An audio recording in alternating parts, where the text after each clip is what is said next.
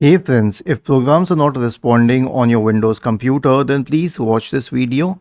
I will guide you through the resolutions. Now, let's say that the app is, the Proton VPN app.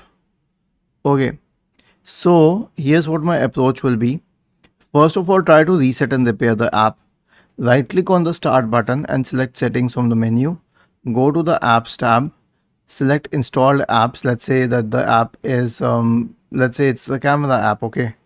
So click on advanced options, scroll down, click on repair first, click on reset and then click on reset once again. Okay. Now let's say that this doesn't help, then you can reinstall the app. How? Let's assume that it's the Proton VPN app. Okay. I will arrange it by date installed and I don't see it here for some reason. So let us pick up the CapCut app instead.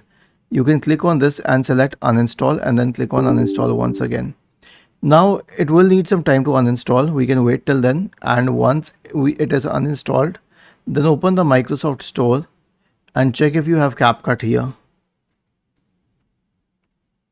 Okay, if you don't have CapCut, okay, we have CapCut here. Okay, so we can simply install it from the Microsoft Store after it has uninstalled from the system completely.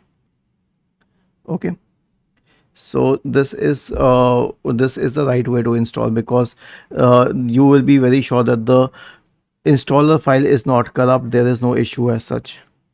And then you can update all the apps on the Microsoft Store.